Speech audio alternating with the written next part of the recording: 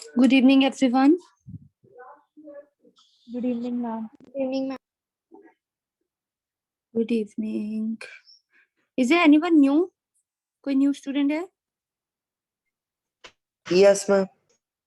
Okay, Lovepreet Singh आपू.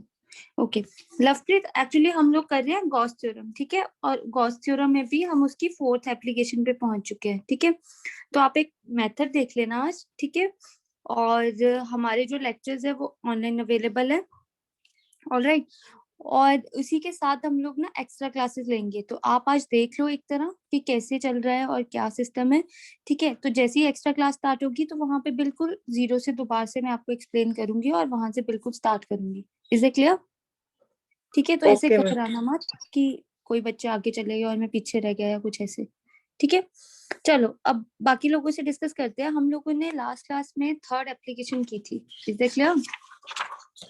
Right, Yes, ये ma'am. थी हमारे पास 3rd application and it is very important. I have already mentioned, ठीक है? एग्जाम में ये आती है और वो भी इसका स्पेशल केस. आज हम 4th एप्लीकेशन करेंगे. वैसे तो अकॉर्डिंग टू अगर कोविड वाला सिलेबस देखा जाए तो उसमें ये 4th एप्लीकेशन को उन्होंने कट किया हुआ था, बिकॉज लास्ट ईयर उन्होंने इसको रिड्यूस कर दिया था. बट ये एप्लीकेशन करनी इंपॉर्टेंट है, क्योंकि अगर आप ये एप्लीकेशन नहीं करोगे तो जो 5th एप्लीकेशन है वो बहुत इंपॉर्टेंट है. 2 ही एप्लीकेशन है जो सबसे ज्यादा इंपॉर्टेंट है, 3rd and the 5th one, right? तो इस वाली को करने के बाद हमारे लिए 5th एप्लीकेशन बहुत इजी हो जाती है और एंट्रेंस में 4th एप्लीकेशन के क्वेश्चंस आते हैं. Got it? तो इसीलिए मैं साथ के साथ करवा रही हूँ. Is it clear? चलो अब हम लोग स्टार्ट करते हैं. हम लोगों को यहाँ पे कैलकुलेट करना है electric field due to circular या स्फेरिकल, लिख लेते हैं स्फेरिकल. 3D में बात करेंगे स्फेरिकल शेल, ठीक है? अब सबसे पहले हमने क्या किया था? Due to rod. सेकंड में हमने क्या किया? शीट. थर्ड वाले में हमने क्या किया? 2 शीट्स, ठीक है? अब हम आगे शेल पे. अब मैं आप लोगों को शेल का सबसे पहले एक्सप्लेन कर देती हूँ. शेल या फिर इधर स्लैश लगा के हॉलो स्फीयर, ठीक है? अब शेल का मीनिंग क्या होगा आपके पास? अच्छा, आप लोगों ने सबने घर में बॉल देखा होगा, मतलब कटोरी, बॉल्स, ठीक है ना? तो इसका मतलब वो जो कटोरी होती है अगर उसको देखा जाए तो वो अंदर से क्या होती है? हॉलो होती है. Got it? ऐसी 2 कटोरीज को कंबाइन करोगे तो एक पूरा स्फीयर टाइप्स बन जाएगा आपके पास. Yes, ma'am. ठीक है, उसको हम शेल बोलेंगे. शेल जब भी वर्ड आएगा इसका मतलब होगा अंदर से एम्प्टी, हॉलो, राइट? ठीक है, अब इसी को लेकर हम आगे चलते हैं. आप लोगों को मैंने बोला था कि प्रूफ ऑफ गॉस थ्योरम को एक बार जरूर देख के आना, ठीक है? अब एक्चुअली इसमें क्या होगा, इस वाले में भी हम 3 केसेस करेंगे, ठीक है? इस वाले इलेक्ट्रिक फील्ड में भी हम 3 केसेस करेंगे. अब क्योंकि अब पहले मैं आपको एक डायग्राम बना के देती हूँ. क्योंकि मैं हॉलो स्फीयर या फिर शेल की बात कर रही हूँ, स्फेरिकल, ठीक है? और वो भी due to spherical uniformly charge बोल देती हूँ, यूनिफॉर्मली चार्ज्ड, ठीक है? मतलब हर तरफ उसका जो चार्ज रहेगा वो सेम रहेगा. मतलब कि ये जो स्फीयर या शेल है इसके ऊपर चार्ज है कैपिटल क्यू, ठीक है? हमने ये सपोज कर लिया. अब इतना ध्यान रखना कि अब ये शेल है तो अंदर से है ये खोखला, मतलब खाली, हॉलो, ठीक है? तो इसके इनसाइड कोई भी चार्ज नहीं है. इसके आउटसाइड देखते हैं क्या होगा. तो अब इसको सॉल्व करने के लिए हम लोग 3 केसेस करेंगे. 3 केसेस इस तरह से करेंगे कि हम 3 क्वेश्चन सरफेसेस सिलेक्ट करेंगे, ठीक है? अब इट इज वेरी इंपॉर्टेंट और इसको स्टेप बाय स्टेप देखते जाना. 3 क्वेश्चन सरफेस सिलेक्ट करेंगे. एक 1 आउटसाइड द स्फीयर, ठीक है? एक मैंने बिल्कुल ऐसा ही outside the sphere question surface set किया, ठीक है? अब मैं रूल क्या करूंगी, बाहर से इनसाइड की तरफ आना है, मतलब आउटसाइड से इनसाइड की तरफ में आना है और इन केसेस को लेट करना है. तो अगर मैं कंसीडर वाली लाइंस लिखवाऊं तो मैं बोलूंगी consider N uniformly charged hollow sphere or shell, whatever you want to write, having charge capital Q. We want to find, second line में हम क्या चाहते हैं हमेशा, फर्स्ट लाइन में आपने क्या कंसीडर किया? Electric field due to it. ठीक है, अब हम देखेंगे electric field due to it. तो इसको सॉल्व करने के लिए सबसे पहले हम लोग लेंगे केस 1। ठीक है, case 1, when point P lies outside the shell। ठीक है, जब P पॉइंट बाहर है। ठीक है, तो ऐसा मतलब एक में गॉसियन सरफेस कंसीडर किया, P पॉइंट बाहर है ना। अच्छा, अब वो वाला रूल और वो वाला हिंट आप लोगों ने नहीं भूलना है। क्या हिंट था? जब भी थ्योरम्स को प्रूव करना है तो उसके हिंट क्या है कि पहले आप फ्रॉम फिगर कैलकुलेट करेंगे। फ्रॉम फिगर कैलकुलेट करोगे। यस, एंड सेकंड क्या होगा फिर? फ्रॉम गॉस थ्योरम कैलकुलेट करोगे। ठीक है, अब मैं फ्रॉम फिगर सबसे पहले कैलकुलेट करूंगी, पर फिगर में अभी हम देख लेते हैं कि होता क्या है। केस 1 की बात कर रहे हैं जब P पॉइंट जो है वो बाहर लाई कर रहा है। तो चलो फिर P पॉइंट मैं कोई यहाँ पे लेट कर लेती हूँ। उससे पहले मैं एक सरफेस लेट करना पड़ेगा मुझे, DS सरफेस। अगर ये DS है तो एरिया वेक्टर क्या होगा? हमेशा आउटवर्ड्स। DS का मतलब होता है एरिया। ठीक है, छोटा सा टुकड़ा एरिया, तो मैंने DS लगा दिया। अच्छा, तो इलेक्ट्रिक फील्ड, क्योंकि अंदर तो चार्ज पड़ा है तो इलेक्ट्रिक फील्ड कहाँ पे होगा? पॉजिटिव चार्ज है तो इलेक्ट्रिक फील्ड इनसाइड या आउटवर्ड? टुवर्ड्स इनसाइड और आउटवर्ड्स, है ना। Electric field outward, this will be the P point जहाँ पे ये सब कुछ हो रहा है, जहाँ पे हमने सरफेस कंसीडर किया। ठीक है, जो कि सेंटर से ऐसे रख लो R डिस्टेंस पे है हमारे पास। ठीक है, स्मॉल r। अच्छा, इतना याद रखना कि ऑन द सरफेस के लिए जो मैं रेडियस कंसीडर करूंगी उसको कैपिटल R ही रखूंगी, बाकी सब मेरे लिए क्या होगा? स्मॉल r होगा, आउटसाइड भी इनसाइड भी। कई टीचर्स ना R डैश और डैश के चक्कर में डाल देते हैं, आपने नहीं करना क्योंकि हम सब केसेस को अलग अलग डिफाइन कर रहे हैं। ठीक है, तो अब सबसे पहले from figure, total flux phi is equal to E dot ds, right? Is it clear with everyone? Yes ma'am. Okay, अच्छा, तो E डॉट ds आ गया, तो E ds दोनों बाहर है ना। तो E ds दोनों सेम साइड पे, तो cos 0 डिग्री। ठीक है, E बाहर, यहाँ पे ds। ठीक है, अब ds कितना आएगा? स्फीयर है, स्फीयर का सरफेस एरिया, उसकी integration. 4 pi. Yes, 4 pi small r square. Equation number 1। एक इक्वेशन मैंने बनाई फ्रॉम फिगर, अब मैं सेकंड इक्वेशन कहाँ से करूंगी? फ्रॉम गॉस थ्योरम या गॉसेस लॉ। क्या बोलता है वो? Total flux is equal to 1 by epsilon naught times the charge charge enclosed in Gaussian। Inside the Gaussian surface. ठीक है, तो इसका मतलब 1 बाय एप्सिलॉन। अच्छा, चार्ज इनक्लोज है इसके अंदर कुछ? ये गॉसियन सरफेस है, क्या इसके अंदर कोई चार्ज इनक्लोज है? Is there? हाँ जी, कौन बताएगा क्या इनक्लोज्ड है? Ma'am Q charge. Yes, capital Q charge है। ठीक है, तो कंपेयरिंग 1 एंड 2, फर्स्ट वाली क्वेश्चन ये थी, सेकंड वाली ये है, दोनों के आगे फाई है। Phi is equal to this, compare किया तो एक तरफ आ गया E into 4 pi R square और दूसरी वाली में आ गया 1 बाय इंटू Q। अब इक्वेशन निकाल लेते हैं, यहाँ से आया 4 पाई, इसके साथ आ जाएगा 4 pi epsilon not Q by small r square. ये आ गया हमारे पास केस 1 का electric field. Is it clear? Yes ma'am. क्या ये थोड़ा फास्ट था या सबको क्लियर हुआ? Do you find it difficult? बताओ मेरे को कोई ऐसा पॉइंट जहां पे आपको डिफिकल्ट लगा,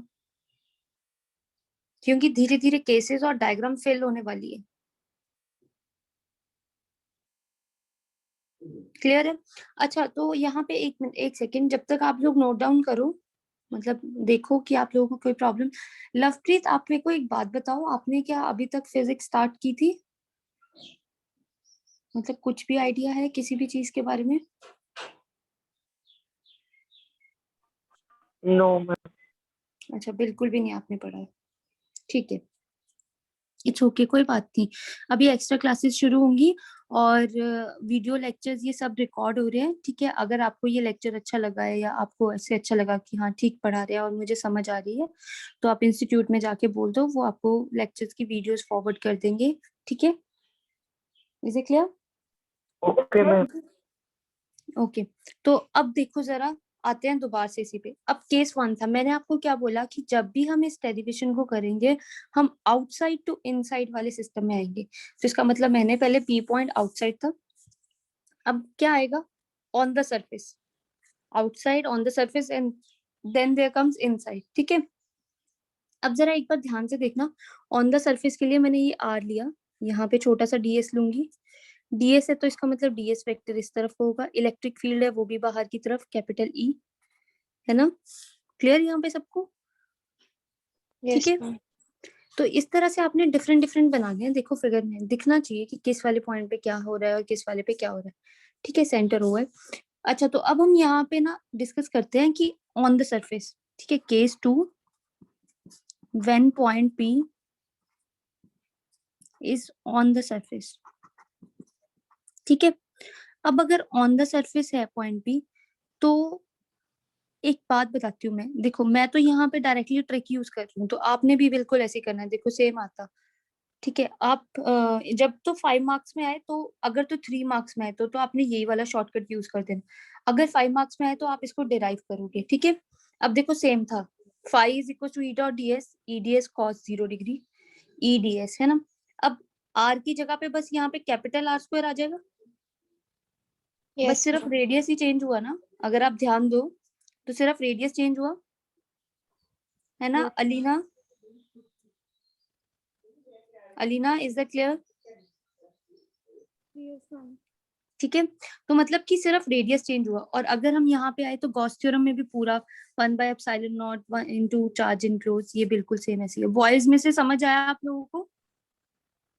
yes ma'am boys? Charge enclosed तो नहीं नहीं, ऑन द सरफेस के लिए भी चार्ज इनक्लोज क्यों ही रहेगा, इनक्लोज इन द मतलब क्या होगा कि अगर सरफेस पे भी है तब भी उस चार्ज को हम कंसीडर करेंगे ही करेंगे, if it is on the surface.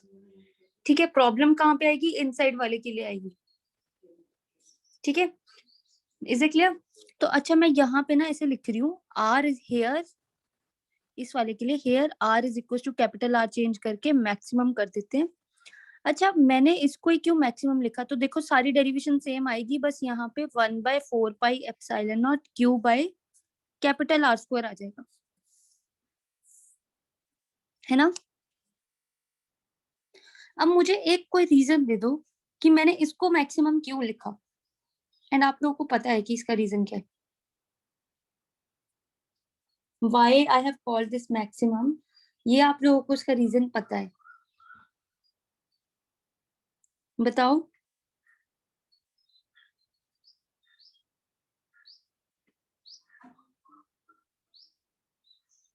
अरे खुद सोचो, मैंने आप लोगों को क्या बोला था कि रेडियस पॉइंट पी पे मैक्सिमम होता है। नहीं, पॉइंट पी पे तो देखो ये भी पॉइंट पी है, ये भी पॉइंट पी है, सॉरी, हर जगह। इसके सरफेस के ऊपर मैक्सिमम होता है। इमेजिनरी है वो तो, हाँ जी, क्या, एक सेकंड। इमेजिनरी है सर। यस बिल्कुल, देखो लवप्रीत, आपका आपने वेल ट्राइड कि आपने कोशिश की, सरफेस के ऊपर नहीं, हम ये बोलेंगे क्योंकि ये देखो मैंने डॉटेड भी बनाया है, तो खुद सोचो जो गॉसियन सरफेसेस होते हैं वो क्या होते हैं, हाइपोथेटिकल, इमेजिनरी। ठीक है ना, तो जो भी सबसे ज्यादा होगी वो तो रियल सरफेस पे ही रहेगी ना, तो रियल सरफेस कौन था, ये वाला जो शेल, या जो मैं दो कटोरीज या दो बॉल्स को मिक्स करके बनाऊंगी एक शेल, ठीक है, या स्फीयर, तो उसके सरफेस सरफेस पे ही जो इलेक्ट्रिक फील्ड रहेगा वो मैक्सिमम रहेगा, तो इसका मतलब जो मैक्सिमम इलेक्ट्रिक फील्ड आएगा वो यही वाला आएगा। ठीक है, अब चलते हैं थर्ड केस पे, अभी थर्ड केस को बहुत ध्यान से देखना। ठीक है, अब थर्ड केस होगा इनसाइड, तो इसका मतलब मैं इनसाइड एक छोटा सा सर्कल बनाऊंगी।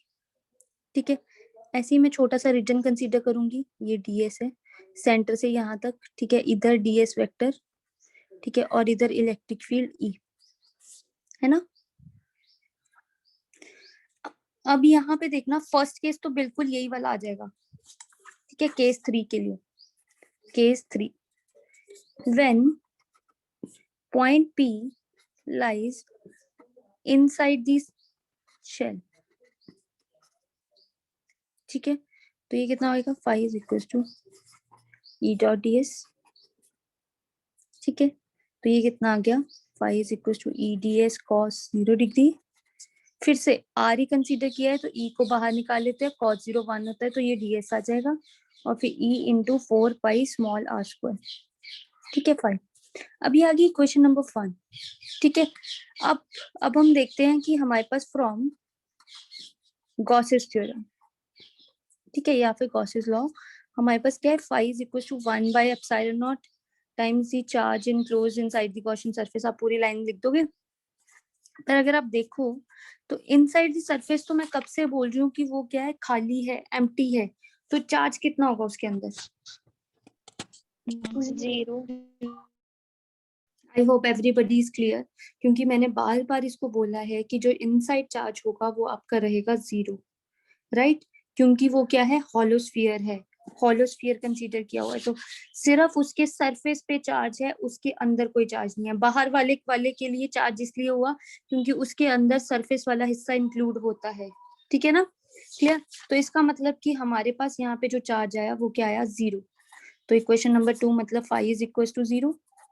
1 और 2 को कंपेयर किया तो हमारे पास E इज इक्वल टू 0, जिसका मतलब electric field for third case के लिए हमारे पास कितना आ गया, 0. 0। अब electric field for the third case आ गया 0, ठीक है। फर्स्ट केस के लिए कुछ आया, सेकंड केस के लिए कुछ value I, and third case के लिए कुछ वैल्यू। तो अब जो एक्चुअल डेरिवेशन है वो अभी भी खत्म नहीं हुई, अभी भी फिनिश नहीं हुई। उन्होंने बोला कि आप हमें डिराइव करके बताओ, और सॉरी ग्राफिकली रिप्रेजेंट करके बताओ, तभी हमें समझ आएगा, ठीक है। तो हमने क्या बोला, इस तरफ हम डिस्टेंस रख लेते हैं और इस तरफ हम इलेक्ट्रिक फील्ड रख लेते हैं, ठीक है। बिल्कुल 0 से स्टार्ट हुआ था, कहीं बीच पे जाके r is equal to r के बराबर, मतलब कि ये ऑन द सरफेस वाली कहानी आ गई। इससे पहले ये वाला रीजन कौन से वाला हुआ? Inside. Very good Isha. ये कौन सा हुआ हमारे पास, इनसाइड। तो इनसाइड के लिए इलेक्ट्रिक फील्ड 0, तो इसका मतलब 0 मार्क कर दूं। ऑन द सरफेस पे इलेक्ट्रिक फील्ड एकदम मैक्सिमम जा रहा है, तो इसको हाईएस्ट पीक वाली वैल्यू दे दूं। और फिर उसके बाद इलेक्ट्रिक फील्ड नीचे गिर रहा है, तो उसको मैं ऐसे दे दूं, थर्ड वाले केस के लिए आउटसाइड। अब जिनको नहीं समझ आ रहा ये उनके लिए, ठीक है। अब यहाँ पे देखो जरा, ये वाला ऐसा ग्राफ क्यों बनाया, because E is inversely proportional to R square. जब भी इनवर्सली प्रोपोर्शनल के ग्राफ्स आते हैं तो वो कैसे आते हैं, हाइपरबोलिक। Hyper. तो आप यहाँ पे बोलोगे E is equal to, third case is equal to 0, यहाँ पे E सेकेंड लिख दो, मैक्सिमम केस है, और यहाँ पे लिख दो E1 है आपके पास, ठीक है। तो ये तीनों केस आपके सेटिस्फाई हो गए। क्लियर है यहाँ तक सबको? ग्राफ समझ आया? Yes, ma'am. अब कई बच्चे क्या गलती करते हैं, वो मिस्टेक ध्यान से सुनना, कि वो ना सबसे पहले यहाँ पे हाइपरबोलिक ग्राफ बना देते हैं। अरे खुद सोचो ना कि 0 से लेके बीच के हिस्से तक तो इनसाइड वाला पोर्शन नहीं आता है ना, तो हम वैसे डेरिवेशन में उल्टा चल रहे हैं, पर एक्चुअली में ये जो आएगा तो वो तो इस तरह से आएगा ना हमारे पास, ठीक है। Is it clear? Yes, ma'am. सबको ग्राफ क्लियर है? देखो कोई भी डेरिवेशन तब तक कंप्लीट नहीं होती है जब तक आप उसका ग्राफ नहीं दे रहे हो, ठीक है। इसमें अब चले सबसे इंपॉर्टेंट फिफ्थ, Yes, ma'am. ठीक है। अच्छा तो अब ध्यान से देखना कि आप लोगों को ये केसेस क्लियर हो जाने चाहिए। आउटसाइड से हम इनसाइड की तरफ आ रहे हैं, ठीक है। अगर हम आउटसाइड से इनसाइड की तरफ आ रहे हैं तो हमारे पास किस टाइप के इसमें क्वेश्चंस अराइज करते हैं। तो अब नेक्स्ट है हमारे पास इलेक्ट्रिक फील्ड। अभी आप लोग मुझे आंसर दोगे, ठीक है, पक्का से आप लोगों को आता है, वेरी वेरी वेरी इंपॉर्टेंट, ठीक है। Electric field due to uniformly charged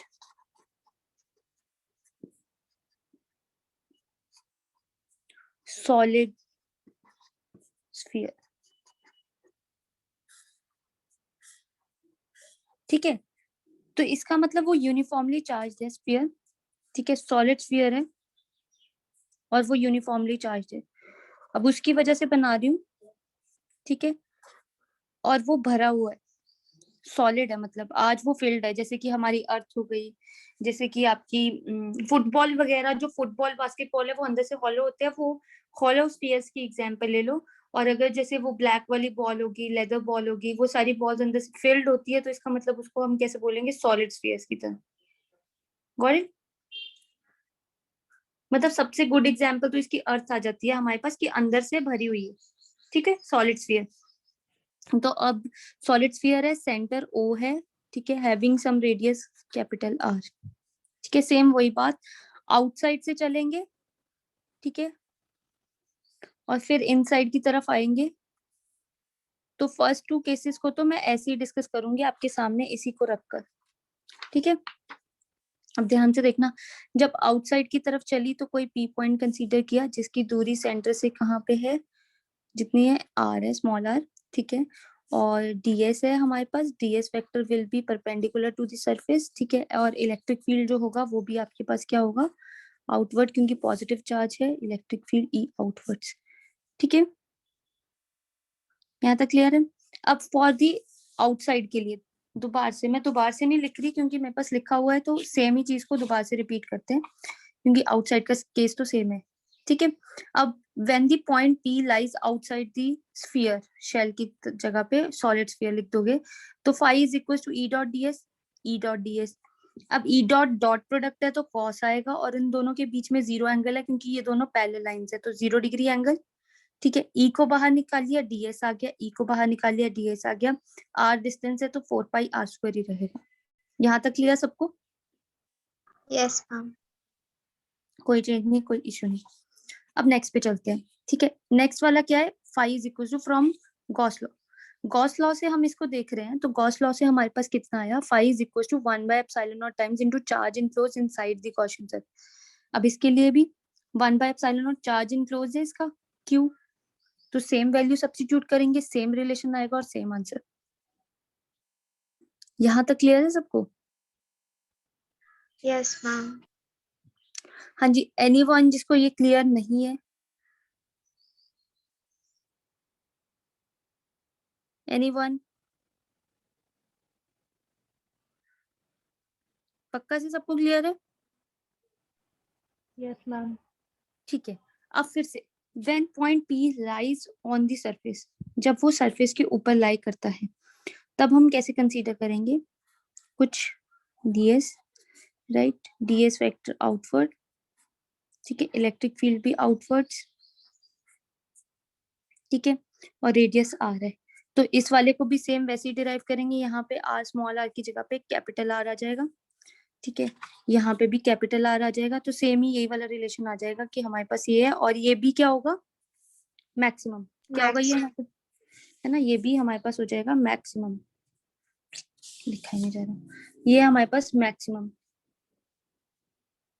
चलो मतलब आप लोगों को समझ आ गई, ये नहीं लिखो रहा यहाँ पे, ठीक है, गॉट इट, ओके। अब आते हैं थर्ड केस पे जो सबसे इंपॉर्टेंट है, ठीक है। थर्ड केस क्या बोलता है, केस 3, हम बोलेंगे कि when point P lies inside the, देखो कुछ भी क्रैम नहीं करना है, सिंपल साफ डायग्राम आपको दे दिया आंसर। हाँ, अगर कल को कहीं पे भी आप देखते हो या कहीं पे भी खुद पढ़ना स्टार्ट करते हो बुक लेकर, तो आप खुद सोचो ऐसी डायग्राम पहले से बनी बनाई होगी वहां पे, और ऑल दो उन्होंने ये छोटी छोटी डिटेल्स तो डिस्कस ही नहीं कर रखी होंगी, ठीक है, और डायग्राम देखते ही आप डर जाओगे कि ये क्या चीज है, हमें तो समझ ही नहीं आ रहा, और ये कैसे आया, कहाँ से आया, हमें पता नहीं है। तो रूल पता है ना, हिंट हमेशा याद रखना, एक इक्वेशन फ्रॉम फिगर, एक इक्वेशन आपने कहाँ से करनी है, फ्रॉम गॉस थ्योरम, कंपेयर करो और आंसर निकालो, ठीक है, कुछ भी क्रैम करने की जरूरत नहीं है, इजी है ना सबको? Yes, ma'am. Inside the solid sphere, ठीक है। अब अगर पॉइंट भी इनसाइड लाई कर रहा है, तो इनसाइड, सॉरी डॉटेड मार्क करना था, ठीक है, डॉटेड मार्क करती हूँ, ठीक है, इनसाइड के लिए इसको मार्क किया, तो यहाँ से कुछ डिस्टेंस स्मॉल आर आ गया इसका भी, ये कुछ ds बना, ds वेक्टर बाहर, इलेक्ट्रिक फील्ड भी बाहर की तरफ, ठीक है। बट यहाँ पे आप एक चीज नोटिस करना, सेम फर्स्ट वाला तो सेम आ जाएगा कि फ्रॉम फिगर, ठीक है, from figure we have phi is equal to E dot ds, 0 degree, E बाहर आ गया, ds की इंटीग्रेशन कर दो, और फिर आ गया e into 4 pi R square, equation number 1, ठीक है। फर्स्ट वाली इक्वेशन बिल्कुल सेम आई। अब सेकंड वाली इक्वेशन में हमारे पास देखना क्या होगा, सेकंड वाली इक्वेशन में ये बोलेगा फ्रॉम, हमारे पास है फ्रॉम गॉसेस लॉ, ठीक है। वो क्या बोलता है, phi is equal to 1/epsilon naught times into charge enclosed inside the Gaussian surface, ठीक है। अब जब उसने चार्ज इनक्लोज किया तो 1/epsilon naught टाइम्स, अब देखना आज क्योंकि ये सॉलिड बॉडी थी, आप नोटिस करो सॉलिड बॉडी थी, बाहर अगर कोई बड़ी बॉडी है उसके ऊपर बड़ा चार्ज है जैसे क्यू, कैपिटल क्यू या कुछ ऐसे करके, ठीक है, तो इनसाइड जो उसके ऊपर चार्ज आएगा वो कितना आएगा, कम हो जाएगा ना, मतलब इनसाइड मतलब Yes, अगर ma'am. इनसाइड आऊंगी तो छोटा सा टुकड़ा कंसीडर हो रहा है, तो ये छोटा सा टुकड़ा कंसीडर हो रहा है तो उसके ऊपर चार्ज भी मेरे पास क्या आ रहा है, कम आ रहा है। DQ लेंगे फिर. डी क्यू की जगह पे, मतलब ऑब्वियसली हम डी क्यू कंसिडर करते, पर हम यहाँ पे बोलेंगे उसको क्यू डैश, मतलब आज चार्ज बदल गया, क्योंकि बाहर वाले के लिए मैंने कैपिटल क्यू और इनसाइड के लिए मैंने क्यू डैश। अब मुझे नहीं पता कि उसका चार्ज क्या होगा, बट इतना मुझे पता है कि चार्ज पक्का से क्या होगा, कम जरूर हुआ होगा, है ना। अब मेरे को तो जब भी मैंने पूरी डिस्कशन की, जब भी मैंने पूरा ऐसे कंसीडर लिखवाया, तो मैंने सिर्फ क्यू की बात की थी, कहीं पे भी क्यू डैश नहीं बोला था, तो इसका मतलब कि आज मुझे क्यू डैश फाइंड आउट करना पड़ेगा, है ना, मुझे ढूंढना पड़ेगा। अब मैं क्यू डैश ढूंढ तो लूंगी, पर मुझे क्यू डैश को ओरिजिनल चार्ज की टर्म्स में ढूंढना पड़ेगा, क्योंकि यही गिवन है, राइट। पर मैं कैसे ढूंढू, चलो मैं हिंट देती हूँ कि इसमें डेंसिटी यूज करेंगे, पर अब आप ये बताओ कि इसमें कौन सी वाली डेंसिटी यूज होगी, लीनियर, सरफेस या वॉल्यूम। वॉल्यूम। कैसे पता चला ईशा आपको। मैम 3D सॉलिड फिगर है फिर इसलिए। हाँ बिल्कुल, तो अगर आप देखो तो हमने सारी एप्लीकेशंस में तीनों की तीनों डेंसिटीज यूज कर ली, अगर हमने डेंसिटीज पहले ना पढ़ी होती तब हमें प्रॉब्लम आती। तो देखो सबसे पहले हमने की लैम्डा, सेकंड वाली शीट पे हमने की सिग्मा, रॉड वाले शीट वाले में, है ना, रॉड वाले में हमने लैम्डा, तो अभी तक वॉल्यूम वाली नहीं आई थी, तो हमारे पास रो भी आ गई, है ना। तो अब मैं यहाँ पे देखो एक लाइन लिखूंगी, we know rho on the surface is equal to rho inside the surface. मतलब अगर आप नोटिस करो तो ये बोला जाता है, लाइफ में भी आपको बोला जाता है कि डेंसिटी हर जगह की सेम रहेगी। तो दोबारा से डेंसिटी के कॉन्सेप्ट को मैं एक्सप्लेन करती हूँ, जैसे कि एक रूम है आपके पास, उसमें 20 ही लोग आ सकते हैं, 20 लोग ही फिट इन कर सकते हैं, क्योंकि उसकी डेंसिटी का मतलब होता है कितने नंबर ऑफ लोग उस पर्टिकुलर वॉल्यूम, उस जगह पे, एरिया वाली जगह पे कितना आ सकते हैं। अभी वॉल्यूम डिस्कस कर रहे हैं तो उस वॉल्यूम में बोल लेते हैं, तो हमने 3D बॉडीज ली कि 20 लोग ही आ सकते हैं उसके अंदर। तो अगर मैं उसी उसी रूम का छोटा सा पोर्शन, छोटा सा टुकड़ा कंसीडर करूंगी, और रेदर देन सब्स्टिट्यूटिंग लोगों को मैं उसकी साइज के, उस छोटे से बॉक्स के साइज के 20 पार्टिकल्स रखूंगी, तो उसकी डेंसिटी सेम रहेगी। कहने का मतलब है दुनिया में एक डेंसिटी ऐसी चीज है, अगर आपने दे दी तो वो हर जगह सेम रहेगी फॉर दैट पर्टिकुलर बॉडी, ठीक है। तो कहने का मतलब ये हुआ कि इसकी आउटसाइड डेंसिटी और इनसाइड डेंसिटी तो सेम रहनी चाहिए थी। अब आउटसाइड डेंसिटी तो क्या होती है हमारे पास, चार्ज अपॉन, क्योंकि सरफेस चार्ज डेंसिटीज है ना, तो मैं क्या लिखूंगी, चार्ज अपॉन वॉल्यूम, ठीक है। तो यहाँ पे भी चार्ज अपॉन वॉल्यूम, ये ऑन द सरफेस है और ये इनसाइड है, ठीक है। अब चार्ज अपॉन वॉल्यूम तो मैंने यहाँ पे मेंशन कर दिया, तो इसका मतलब यहाँ पे क्या होगा, Q बाय वॉल्यूम कितना होगा स्फीयर का, बोलो। 4/3 pi r. Pi R cube volume है ना, और इनसाइड वाले के लिए क्या होगा, Q dash is equal to 4/3। अच्छा यहाँ पे R कौन सा आएगा, स्मॉल r, क्योंकि इनसाइड के लिए मैंने स्मॉल r लिया है, ऑन द सरफेस के लिए मैंने कैपिटल R कंसीडर किया हुआ है। Is it clear. और अगर आप देखो तो 4/3 से 4/3 कैंसिल, पाई वाले से पाई कैंसिल। अब मुझे क्या चाहिए था, क्यू डैश चाहिए था, क्योंकि ये नई टर्म है, पर मुझे किसकी टर्म्स में चाहिए, क्यू की टर्म्स में चाहिए। तो मैं क्या लिख दूं यहाँ पे, Q dash is equal to, अब क्यू बाय आर क्यूब, और इधर से आर इधर चला गया, आर क्यूब, ठीक है। तो इसको यहाँ से उठाया और यहाँ पे सब्स्टिट्यूट कर दिया। यहाँ तक किसी को कोई problem, is it clear. Yes, ma'am. चलो अब मैं इसको उठाती हूँ और यहाँ पे सब्स्टिट्यूशन करती हूँ और फिर कंपेयर करते हैं, ठीक है। अब जब मैंने इसको यहाँ पे पिक किया तो यहाँ पे मैंने सब्स्टिट्यूशन की, मेरे पास आया फाई इज इक्वल टू 1/ε0, ठीक है, capital Q by R cube into R cube, equation number 2। अब कंपेयरिंग 1 और 2 था। लो एक बहुत अच्छी बात होगी, 2 तो मैंने आपके सामने लिखा है, 1 देखो सेम ऐसा ही दिखता है, स्मॉल r, है ना। तो लो कंपेयर कर देते हैं। तो इधर कितना आया, e इंटू 4πr², और इधर कितना आया 1/ε0 times Q by R cube into small r cube, ठीक है। अब r² से ये कैंसिल, स्क्वायर से ये कैंसिल, एक r बच गया बस, है ना। तो अब मैं अगर इसको सिमेट्रिकली लिखूं तो E इज इक्वल टू मेरे पास कितना आया 1/4πε0, ठीक है। इस तरह से लिख दिया 1/4πε0। क्लियर है ये सबको? Yes, आगे ma'am. क्या लिखूं, Q by R cube into R, ठीक है।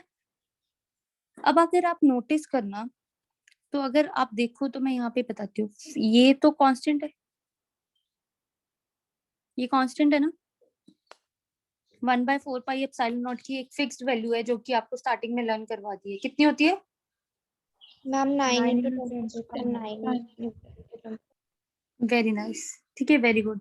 बॉयज आ रहा है ना आप लोगों को समझ कि गर्ल्स ही आंसर दे रही है? तन्वी, सरीन, तन्वी इस बार आप बड़े स्लो हो, आप कोई पार्टिसिपेट ही नहीं कर रहे हो।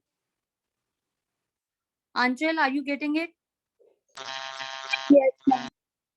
Very good. चलो अब यहाँ पे बोलते हैं हम लोग कि ये कांस्टेंट है। अब मैंने क्या बोला था कि मैंने जो कंसीडर किया है वो मैंने क्या बोला, यूनिफॉर्मली चार्ज, मतलब मैंने शुरू से ही ये बोल दिया कि जो मैं सॉलिड स्फीयर कंसीडर करूंगी वो यूनिफॉर्मली चार्ज है, इसका मतलब चार्ज नहीं बदलेगा, जितना दिया है वो तो उतना ही रहा ना उस सरफेस के ऊपर, तो ये भी कांस्टेंट। अब मैंने कभी ये तो किया नहीं कि अर्थ छोटी कर दी अर्थ बड़ी कर दी, मतलब उसका रेडियस भी कांस्टेंट, मतलब ये जो पूरी टर्म है this is all what, constant, Constant. है ना, ये सारा कांस्टेंट। इसका मतलब अगर बीच में कुछ कांस्टेंट आ जाते तो वो चीज क्या हो जाती है उसके, Proportional. Directly proportional, right, proportional होगी। तो E directly proportional to R हमारे पास किसने दिया, थर्ड केस ने दिया। इसका मतलब कि वहां पे जो हमने लास्ट उसमें किया था तो उसने क्या दिया था, हमें 0 दिया था क्योंकि इनसाइड चार्ज नहीं था। आज ये पेपर में या ये एग्जाम में क्यों इतना ज्यादा इंपॉर्टेंट है, क्योंकि आपको ये स्टेप करके दिखाना है वहां पे। Is it clear? अब टीचर्स ने क्या किया हुआ है मैं आपको बता देती हूँ, वहां पे उन्होंने क्या एक चीज करी हुई है, ये कोई भी नहीं लिख के बताता कि कौन सी ऐसी चीज है जिससे आपने उसको कंपेयर करके लिखा है, ये कोई भी नहीं ना आपसे पूछेगा ना बताएगा, बट आप लोगों को यहाँ पे पूरा सॉल्यूशन प्रोवाइड करना है उनको, ठीक है, कि क्यू डैश लिया और हमने सब्स्टिट्यूट किया, they only do this, Q dash लिखकर डायरेक्टली इस स्टेप पे आ जाते हैं। कहाँ से आया, ये क्या था, ये बच्चों को पता ही नहीं लगता है। अभी क्लियर है सबको?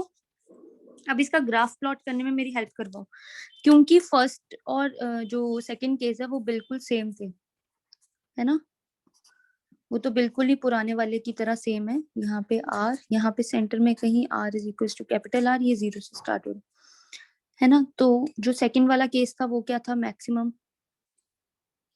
है ना। और जो फर्स्ट वाला केस है वो भी एकदम ऐसे ही आया, इसका मतलब यहाँ पे लिख देती हूँ E1 और ये E2, ये तो पुराने ग्राफ की कहानी। यहाँ पे कैसा आना चाहिए E3, E3 कैसा आना चाहिए, एक तरफ R है और एक तरफ E है और डायरेक्टली प्रोपोर्शनल का साइन है। straight line. Straight line. Very good. खुद देखो ना, जब भी डायरेक्टली प्रोपोर्शनल आते हैं तो हमेशा कैसा ग्राफ आता है, स्ट्रेट लाइन, एक तरफ ई है एक तरफ आ रहा है, एक तरफ ई है एक तरफ आ रहा है, दो जो हमारे पास क्वांटिटीज है वो एक दूसरे के डायरेक्टली प्रोपोर्शनल है, तो it will be a straight line. तो ये क्या होगा हमारे पास, थर्ड केस का ग्राफ। लो हो गया पूरा इजी। Yes, ma'am. और what is the reason why E2 is maximum? Because charge is maximum on the surface. No, charge is maximum, not charge is maximum on the surface. अभी थोड़ी देर पहले पलक ने आंसर Radius. दिया। फिर से Y E2 is maximum. अभी देखो बाकी सारे surfaces imaginary हैं. Yes because inside and outside वाले सरफेसेस जो है वो इमेजिनरी है, वो तो हमारी इमेजिनेशन से डेरिवेशन कर रहे हैं। असली में तो जो रियलिटी में है वो सिर्फ यही है हमारे पास। वर्ड अभी अगर यहाँ पे किसी ने बोला ना कि मैक्सिमम है, ईशा आपने बोला क्योंकि देखो ना, अगर आप मैक्सिमम इसको बोल रहे हो तो जो फर्स्ट केस है उसमें भी तो क्यू यूज हो रहा है कैपिटल, ये डायरेक्टली प्रोपोर्शनल है, तो फिर ये भी मैक्सिमम होना चाहिए था, right? Is it clear? Yes, ma'am. ठीक है, तो ये ध्यान से देखना है कि ऐसा क्यों है। बाई एनी चांस डायग्राम निकाल के आपसे कोई पूछ लेता है ऐसे ही, तो आपको आंसर्स आने चाहिए। जैसे वाइवा वगैरह में आप आंसर्स दोगे, प्रैक्टिकल्स दोगे, तो आपसे यही डिटेल्स पूछी जाएंगी कि ओके आपको रिलेशन पता है तो मेरे को बताओ कि इलेक्ट्रिक फील्ड 1 की वजह से कितना आता है, 2 की वजह से कितना। तो यहाँ तक क्लियर है सबको? तो अब मुझे एक बात बताओ कि हमने गॉस की 5 एप्लीकेशंस कर लिए, ठीक है। फर्स्ट एप्लीकेशन का ओवरव्यू मैं आपको दिखा रही हूँ। This was the first application due to rod, यही थी। हाँ जी, एनीवन? ठीक है, उसका हमारे पास कुछ ऐसे कंपेयर करके आंसर आया, फिर हमने इसके बारे में ऐसे डिस्कस किया और इसका ये एक्सप्रेशन बन गया। फिर सेकंड एप्लीकेशन थी हमारे पास due to charge sheet, right?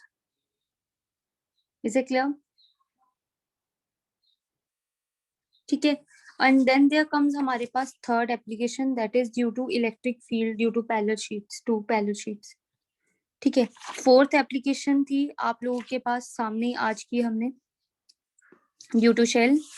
And fifth application है आपके पास ड्यू टू सॉलिड स्फीयर। ठीक है, डायग्राम दोनों की ऑलमोस्ट सेम है। ऐसे करना, अगर आप रफ नोटबुक या नोट्स बना रहे हो तो डायग्राम एक ही बना लेना, केसेस दोनों कर देना। ठीक है, अगर ऐसा नहीं है तो फिर दोनों अलग अलग बना लेना, ये आपकी मर्जी। ठीक है, और यहाँ पे इसकी डायग्राम में आप यहाँ पे एक और चीज भी मेंशन कर लो इनसाइड के लिए, क्यू डैश। आउटसाइड तो क्यू है, इनसाइड के लिए क्यू डैश आगे। क्यू डैश इसलिए लिया क्योंकि ये ऐसा चार्ज है जिसके बारे में हमें पता ही नहीं है। क्लियर है? तो इसी के साथ हमारा जो है first chapter, let me just check, first chapter हमारा फिनिश हो गया है। ठीक है, इलेक्ट्रोस्टैट्स का। अब मेरे को एक बात बताओ कि am I audible, right? Yes, ma'am. हाँ जी, तो इसी के साथ मेरे को एक बात बताओ, किसी को भी अभी तक कोई ऐसा पॉइंट या कोई ऐसी बात जो इलेक्ट्रिक फील्ड के बारे में आप लोगों को नहीं पता या नहीं समझ आई? Fifth application Gauss theorem. हाँ जी, चलो न्यूमेरिकल्स कर लेते हैं हम। ठीक है, लिखिए जरा फिर एक न्यूमेरिकल। चलो एक वाला तो मैं ही करवाती हूँ, ये बिल्कुल वैसा ही है जैसा अभी थोड़ी देर पहले हमने गॉस थ्योरम की है ना। गॉस थ्योरम तो सबको याद है, फ्लक्स निकालते हैं, Yes, राइट? ma'am. ठीक है, अब यहाँ पे ना हमारे पास दो केसेस है, when electric field is perpendicular to the base and is parallel to the base. ठीक है, ये देखो, अब ना ये एक न्यूमेरिकल आता है, ये बिल्कुल वैसा न्यूमेरिकल है जैसा मैंने आपको क्यूब वाला करवाया था ना, तो इस वाले न्यूमेरिकल को भी कहीं नोट डाउन कर लो पर्सनल पे। ठीक है, अब यहाँ पे है हमारे पास इस तरह से एक, आपके पास सॉलिड स्फीयर ही है, उसको कट कर दिया हुआ है। ठीक है, उसके दो सरफेसेस आएंगे, बाहर वाला कर्व सरफेस है और ये वाला जो होगा ये इसको क्या बोलूंगी, प्लेन सरफेस। Got it? ठीक है, अब रूल क्या है हमारे पास, ये गिवन है, मतलब ये रूल होता है इसका सॉल्व करने का, कि जो टोटल फाई होगी curve surface plus total flux होगी प्लेन सरफेस की, वो 0 रहेगी। दोबारा से मैं रिपीट कर देती हूँ, किसी को नहीं पता, सी एस का मतलब कर्व सरफेस, पी एस का मतलब प्लेन सरफेस। जैसे अगर मैं किसी शेल या किसी स्फीयर को, सॉलिड स्फीयर को कट करती हूँ तो वैसे आता है। अगर ऐसी सोच लो वाटरमेलन को हाफ कट किया तो बिल्कुल ऐसा ही हमारे पास आएगा, राइट? एक प्लेन सरफेस है और आउटसाइड उसका कर्व सरफेस ही रहेगा, तो ये उसका रूल है। तो इस रूल का जो फर्स्ट केस होगा वो क्या बोलता है कि when electric field is perpendicular to the surface, ठीक है, टू दी बेस बोल लो, ठीक है, इसको बेस भी बोल देते हैं हम, टू दी बेस कर लेते हैं, तो तब आपके पास कितना आएगा, मतलब आंसर, मतलब क्या फ्लक्स रहेगी, देन फाई सी एस कितना रहेगा, एंड 5 PS कितना रहेगा वो आपने कैलकुलेट करना है। ठीक है, तो कुछ इस तरह से आएगा कि अगर वो परपेंडिकुलर टू द बेस रहा, ठीक है, तो इलेक्ट्रिक फील्ड इस तरफ को, ठीक है, क्योंकि एरिया वेक्टर है तो ये प्लेन सरफेस है और ये CS है, तो एरिया वेक्टर है वो तो हमेशा सरफेस के परपेंडिकुलर ही रहेगा, तो DS तो हमेशा ही सरफेस के परपेंडिकुलर रहेगा। तो फाई इज इक्वल टू, अच्छा प्लेन सरफेस का निकाल रही हूँ तो PS is equal to E dot, इस तरह से है E डॉट DS, ठीक है, EDS cos 0 डिग्री, ठीक है, तो E बाहर आ जाएगा, DS तो कितना आएगा इसका प्लेन सरफेस का, ma'am plane pi is pi R square, ठीक है, 5PS is equal to E pi R square, ठीक है। अब मुझे 5CS कैसे निकालूं, एनीवन? सब कुछ यहीं पर है, एवरीथिंग इज हियर।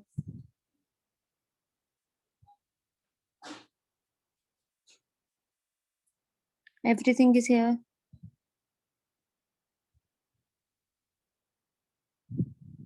हाँ जी, 0 आता है, मैम 0 में से माइनस 0 में से माइनस कर दो, 0 में से माइनस कर देते हैं। चलो, ऐसे नहीं बोल सकते कि we know pi CS plus pi PS is equal to 0 है, तो pi CS is equal to minus of pi PS, तो इसका मतलब ये क्या हो जाएगा, minus of E pi R square. तो अगर अब मैं इन दोनों को ऐड करती हूँ तो आंसर कितना आएगा, 0। ठीक है। तो उन्होंने बोला कि हमारी कंडीशन भी सेटिस्फाई रहनी चाहिए साथ के साथ। समझ आया, एक पार्ट समझ आया आप सबको, यस मैम। है ना, देखने में इजी है। अब चलो नेक्स्ट करते हैं, आप करके बताना मुझे आंसर, ठीक है। When electric field is parallel to the base, जब इलेक्ट्रिक फील्ड आपका बेस से पैरेलल हो, तो इस तरह से है, डायग्राम मैं बना देती हूँ, ठीक है। DS तो हमेशा ही बाहर की तरफ रहेगा, पैरेलल टू द बेस इस तरह से है इलेक्ट्रिक फील्ड, ये प्लेन सरफेस, ये कर्व सरफेस। चलो कैलकुलेट करो, 5S एंड 5P, मैम 0 है। दोनों 0। Yes. चलो यहाँ पे पलक ने बोला दोनों 0, एनीवन? यस निशा, चलो एक और आगे 0 वाले हमारे पास, तन्वी सरीन, अलीना एंजलिना,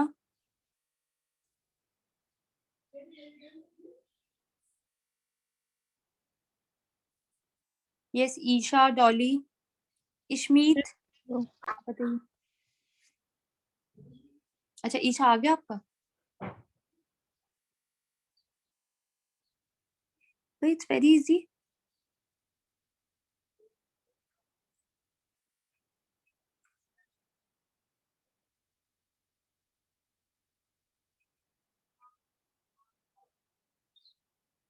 अच्छा यहाँ तक तो देखो थोड़ा सा ना, मतलब मैं बोल रही हूँ कि बहुत ही इजी था ना, आप लोगों को डिफिकल्ट तो नहीं लगा, नो मैम। है ना, बिल्कुल इजी नो था। मैम। अब जैसे ही हम आगे चलेंगे ना, है तो वो भी देखो इजी है, बट कुछ ऐसे कॉन्सेप्ट्स होंगे या कुछ ऐसी बातें होगी जो आपको फिक्स रखनी है अपने दिमाग में, ठीक है, और फिर वहां से आप लोग गड़बड़ करनी शुरू करते हो, तो जो नेक्स्ट वाला पोर्शन होगा तो उसमें थोड़ा सा जरूरत से ज्यादा अटेंटिव बैठना, ठीक है, मैं क्या बोल रही हूँ वो वाली चीज को बहुत इंपॉर्टेंटली ध्यान से सुनना, क्योंकि एक एक वर्ड आपके लिए इंपॉर्टेंट होगा उसमें, ठीक है। हम नेक्स्ट क्लास में जैसे इलेक्ट्रिक पोटेंशियल करेंगे, ठीक है, फर्स्ट वाले पोर्शन में डिस्कशन थी, सेकंड वाले पोर्शन में सारा इलेक्ट्रिक फील्ड आ गया और गॉस थ्योरम आ गई, फ्लक्स आ गई, मतलब थर्ड वाला जो पोर्शन होगा वो electric potential and potential energy होगा, इलेक्ट्रोस्टैटिक, एंड जो लास्ट पोर्शन होगा वो कैपेसिटर्स होगा, उसी के साथ हमारा यूनिट फिनिश। तो आई ट्राई कि इस मई में पूरा फिनिश हो जाए, ठीक है, फर्स्ट यूनिट। तो चलो इसका आंसर लिखते हैं, आई होप सबका आंसर आ गया होगा, कितना आया भाई, आदो ने तो बता दिया, बाकी लोगों ने देखो, प्लेन सरफेस के लिए, प्लेन सरफेस है तो यहाँ पे क्या integration of E dot D S flux calculate करनी है। तो देखो फ्लक्स कैलकुलेट जब भी करनी है ना, दो तरीके हैं। या तो अगर आपको चार्ज दिया हो, तो अगर क्यू गिवन हो, तो आप फटाफट से गॉस थ्योरम लगाना 1/ε0 इंटू चार्ज इनड्यूस, तो वो सब्स्टिट्यूट कर देना। अगर आपको उस क्वेश्चन में या उस न्यूमेरिकल में ऐसे क्यू नहीं साफ साफ दिख रहा, तो आप ये वाला मेथड लगाओगे, ठीक है ना। तो ऐसे कंफ्यूज नहीं होना कि कौन से वाला लगाना। अब डीएस और ई के बीच में कौन सा एंगल है? 90 cos 90 degree. Cos 90 degree, that means 0. Whole thing is 0. So we know phi cs is equals to minus of phi ps. That means phi cs is equals to 0. तो इसका मतलब phi ps भी 0 है and phi cs भी 0. Is it clear? अच्छा, अब actually में question में एक चीज थी, इसीलिए आप लोगों को थोड़ा ज्यादा इजी लगा, क्योंकि मैंने सबसे बड़ा हिंट दे दिया डीएस वेक्टर का। ठीक है, अगर मैं डीएस वेक्टर नहीं बनाती, फिर आप लोगों को हमेशा ध्यान रखना पड़ता कि कौन सा हम सरफेस एरिया की तरफ से या इधर की तरफ से आउटवर्ड करें या प्लेन की तरफ से आउटवर्ड करें। तो जब भी ऐसा कभी केस आए कि कर्व्ड और प्लेन सरफेस साथ में हो, तो कोशिश करो कि प्लेन सरफेस से सरफेस वेक्टर बाहर निकालो। Got it? यहाँ पे ये हिंट मैंने दे दिया, इसलिए आप लोगों को बहुत इजीली सॉल्व हो गया और इजीली समझ आ गया। तो वहां डायग्राम में सिर्फ इतनी सी डायग्राम और इतना सा क्वेश्चन होगा, और this will be the headings, these two will be the headings only. ठीक है ना? Is it clear? ठीक है, अब एक और क्वेश्चन देखते हैं। ये वाला भी कर लिया।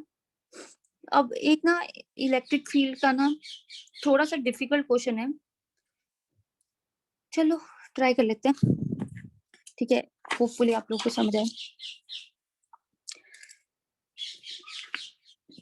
देखो कुछ ना, अगर आप देखोगे आपकी एनसीईआरटी की बुक्स में बना मिलेगा। ठीक है, मैं सिर्फ इसका ब्रीफ दे रही हूँ, मैं अभी इसको सॉल्व नहीं कर पा रही, क्योंकि जब मैं न्यूमेरिकल्स की क्लास लूंगी उसमें मैं कंप्लीट आपको डिटेल दूंगी इसकी। ठीक है, अब हुआ ऐसे, इस वाले न्यूमेरिकल में होता मतलब ऐसे है कि उन्होंने ना एक क्यूब ले रखा होता है। ठीक है, उसको इस तरह से यहाँ पे प्लेस किया होता है। ठीक है, गॉट इट? अब क्यू जो होगा, उन्होंने यहाँ पे ओरिजिन होगा, जो तो बुक में मिस्टेक कर रखी है एनसीईआरटी की। एनसीईआरटी की जैसी आप बुक खोलोगे ना इलेक्ट्रोस्टैट्स की, उसकी शायद सेकंड एग्जांपल आपकी ये वाला न्यूमेरिकल है। ठीक है, तो उन्होंने दे रखा होगा कि आपके पास E Y and E Z का जो इलेक्ट्रिक फील्ड है वो 0 है, ई एक्स की तरफ इलेक्ट्रिक फील्ड है। अब ई एक्स की तरफ अगर इलेक्ट्रिक फील्ड है, तो आप सोचना कि ई एक्स एक इलेक्ट्रिक फील्ड इधर को जाएगा, और एक इलेक्ट्रिक फील्ड, ये एक्स एक्सिस है, ये वाई है, ये जी एक्सिस है, और एक इलेक्ट्रिक फील्ड इधर को मार्क करना। ठीक है, अब इसका मतलब दूसरी दो डायरेक्शन की तरफ कोई इलेक्ट्रिक फील्ड नहीं है, तो उसकी तरफ कोई आपने एरो या इशारा या कुछ भी मार्क नहीं करना है। तो इसका मतलब अगर इस तरफ को इलेक्ट्रिक फील्ड है, तो इस तरफ को इसका डीएस वेक्टर निकालोगे, इस तरफ को इसका डीएस वेक्टर कैलकुलेट करोगे। उन्होंने बोला है हर एज की जो लेंथ है वो ए है, स्मॉल ए। ठीक है, और यहाँ पे उन्होंने मिस्टेक की है, ये दे नहीं रखा डिस्टेंस। तो जो जब हम सॉल्व करते हैं, या जब उन्होंने सॉल्यूशन भी दे रखा हुआ है, या जब भी जितनी भी बार हम लोग सॉल्व करते हैं, तो हम सेम ही डिस्टेंस रखते हैं कि ये भी इतनी दूरी पे पड़ा होगा। तो इसका मतलब ये भी कितना हो गया, ए डिस्टेंस हो गया। ठीक है, अब उन्होंने बोला कि टोटल चार्ज निकालो कितना है आपके पास। तो चार्ज नहीं, चार्ज निकालना है। तो चार्ज निकालने के लिए पहले मैं क्या करूंगी, फ्लक्स निकालूंगी। तो मैं flux due to one face, ये वाला फेज निकाल लेती हूँ, सपोज करते हैं दिस वन फेज। तो इट विल बी ईडीएस, है ना, ई डॉट डीएस। ठीक है, फिर फटाफट से ई बाहर, डीएस इनसाइड। ठीक है, अब जो भी इसका एरिया बनेगा, जैसे ए स्क्वायर बन रहा है इसका एरिया, तो मैं लिखूंगी ई ए स्क्वायर, राइट। Equation number 1। अब फाई 2 के लिए आप लोग क्या मुझे हेल्प करोगे कि यहाँ पे कितना है, ई ईडीएस, ठीक है, ई इंटू डीएस। ठीक है, तो ई इंटू ए स्क्वायर। पर ना एक और चीज यहाँ पे हुई है हमारे पास, कि जब हम फाई 2 निकालते हैं ना, उन्होंने ना एक वहां पे ना कुछ ई जो इलेक्ट्रिक फील्ड है ना, उसको उन्होंने लिखा हुआ है electric field is given in terms of something, ऐसे 3 अल्फा समथिंग, ऐसे कुछ अल्फा काउंट किया हुआ है। और अल्फा का यहाँ पे मतलब है दूरी, डिस्टेंस फ्रॉम ओरिजिन हो। तो जब मैं ई की वैल्यू सब्स्टिट्यूट करूंगी, तो पहले वाले में तो सिंपल फर्स्ट वाला तो इतनी दूरी पे है ना, मतलब a डिस्टेंस पे है, तो मैं लिखूंगी इसके लिए 3a। समझ आ रही है सबको? Is it clear? अब पर जब मैं इस वाले के लिए लिखूंगी ना, तो देखो इस वाले के लिए जो e है वो 3a नहीं आएगा, 3 times of a plus a है, तो ये कितना आएगा 6a फॉर सेकंड वाले केस के लिए, है ना? तो दोनों phi 1 प्लस phi 2 को ऐड करना, ये आ जाएगी आपके पास total flux. Is it clear? ठीक है, जैसी ही टोटल फ्लक्स आई, आपको पता है phi is equal to 1/epsilon0 times into q, तो चार्ज निकालना था, तो q is equal to epsilon0 times into phi। अब देखने में बहुत इजी था न्यूमेरिकल, क्योंकि मैंने सॉल्व किया। अब ये वाली जो बात है ना, बच्चे यहाँ पे गड़बड़ कर जाते हैं कि देखो फर्स्ट वाले सरफेस के लिए तो a दूरी है, जो सेकंड वाला सरफेस है उसके लिए a प्लस a डिस्टेंस है, तो a plus a that means 2a आया, तो आप यहाँ पे उसको 2a सब्स्टिट्यूट करोगे तो 6a आएगा आंसर। फिर जब आप ऐड करते हो तो आपके पास इस तरह से कुछ आंसर में चेंज आता है। मतलब मेरे कहने का सिर्फ ये पर्पस था, ये शो करने का पर्पस था कि अगर क्वेश्चन में आपके पास सिर्फ ईडीएस दिया हो तो फ्लक्स इस फॉर्मूला से निकाल लो, और फिर चार्ज फाइंड आउट करने को दिया है तो वहां पे गॉस लॉ लगा दो। Is it clear? मतलब न्यूमेरिकल्स पता चले कैसे आ सकते हैं। ठीक है, अब एक और चीज करते हैं।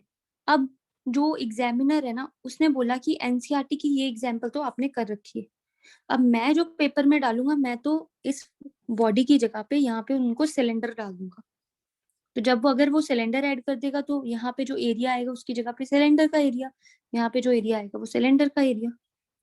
Got it? तो ऐसे वो शेप्स चेंज कर सकते हैं, पर method will remain same. Clear है यहाँ तक सबको? Yes. है ना? तो इस चीज को, ये छोटी छोटी डिटेल्स को, मेरे को पता है कि एक ही दिन में आप लोगों को नहीं इतना समझ आएगा, कोई बात नहीं, हम इसको विल कीप ऑन डिस्कसिंग, अभी बहुत टाइम है। ठीक है, पर आप समझो कि मैं कहना क्या चाह रही हूँ यहाँ पे, कि किस तरह से कॉन्सेप्ट्स को आपने यूज करना है। अब ये देख के डर नहीं जाना कि फाई की कौन सी वैल्यू हम यूज करें, मतलब इस तरह से उन दोनों को यूज करना है। ठीक है, तो फिर नेक्स्ट क्लास में हम नेक्स्ट स्टार्ट करते हैं। ठीक है, नेक्स्ट चैप्टर स्टार्ट करते हैं यूनिट 1 का। ठीक है, इलेक्ट्रिक पोटेंशियल। तो आज के लेक्चर में किसी को कोई प्रॉब्लम या डाउट, कोई issue? I hope it is clear. ठीक है, देन थैंक यू। है ना, अगर किसी को है तो प्लीज डिस्कस कर लेते हैं, बता दो। ठीक है, otherwise you may leave. Thank you. Thank you, ma'am. Welcome.